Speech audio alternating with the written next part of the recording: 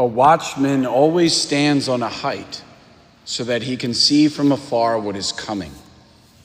Anyone appointed to be a watchman for the people must stand on a height for all his life to help them by his foresight.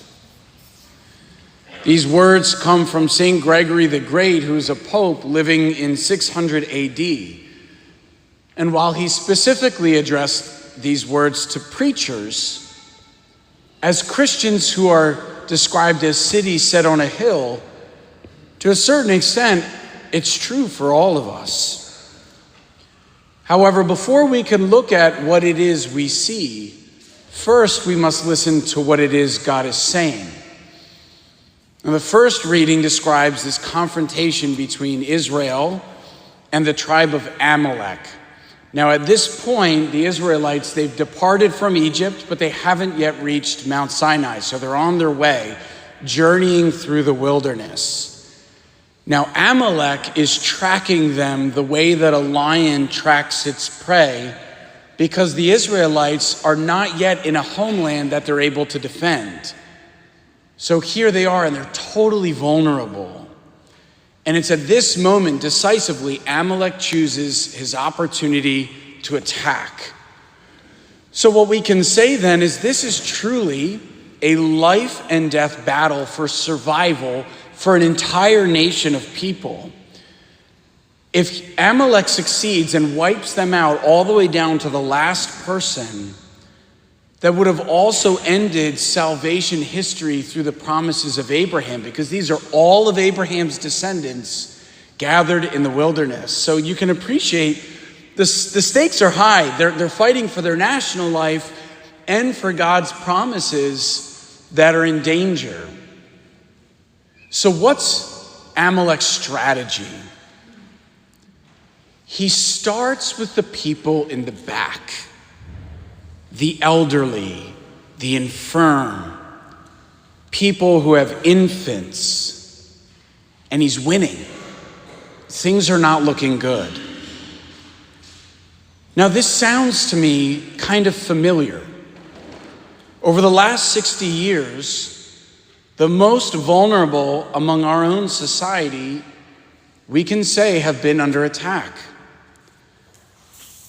The young, when the exaltation of abortion to a human right is firmly established and enshrined, which makes pregnancy something that now we have to survive. The intentional confusion of young people through things like gender theory or various cultural ideologies that expressly go after them. The elderly and the infirm, through the rise of euthanasia and assisted suicide. All of these things part of what John Paul II called the culture of death. So the war that we wage may not be as obvious as the one that was held in a desert, but the casualty of this war is far higher. And it thrusts Western civilization into a fight for its very life, physically because millions have died, but spiritually because it drives our nation into moral freefall. Now, it's worth noting that from the ancient mindset, there was no such thing as a secular war. Every battle that they fought, they understood in spiritual terms. And so each side would call upon their deities, and then they would interpret the outcome, like if they won, as a victory for their God. And so the Amalekites are inviting their demonic god into the battle with them, and the Israelites, sending Moses goes up the hill to pray, they're bringing in Yahweh. And the Israelites are fighting hard under the leadership of Joshua, who has tremendous military talent. But what is obvious in the story is that the key to the victory is actually Moses, who on the top of that mountain is raising his hands like this in prayer to the Lord, which is a position that priests continue today in the liturgy. And what we see is that if Moses perseveres in prayer, Israel dominates in the fight.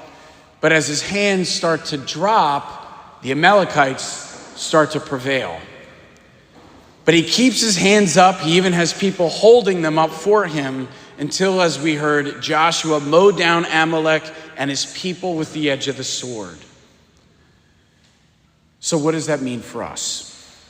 Well, first, I think it means we have to be better watchmen. We have to stop engaging in the dilution of truth and to just call the elephant out, that we are in a battle for the soul of our country and for the church.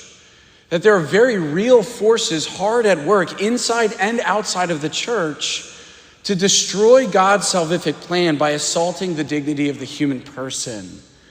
And the church dedicates October to putting the dignity of the human person back in the forefront. Now, this happens because they go after the most vulnerable in our society, our youth, our infirm, and our elderly. But then, to borrow language of the Bible, they'll bind the strong man. And the main way to bind the strong man these days is to sugarcoat realities to make them sound softer by introducing gentler terms. So we'll say things like choice because we associate it with freedom, and freedom is a good, so why wouldn't we want that? We'll say things like clump of cells because it dehumanizes the person and makes the decision easier. We'll say things like death with dignity in place of suicide because suicide hits the ear differently. And then we also introduce false dichotomies such as between faith and politics, as if we're not allowed to have our faith motivate and inform our behaviors in society. Well, something can't be morally good or wrong according to my faith, but then the opposite be true in the way that I behave publicly. That doesn't make any sense. But somehow that has become a mindset that we've accepted. The second thing, beyond being better watchmen, is we have to actually engage the battle. The most important thing we can do is to get on our knees, to lift up our hands, and to beg for divine assistance. But then we have to fight. Both Moses and Joshua are critical. It's just not equally.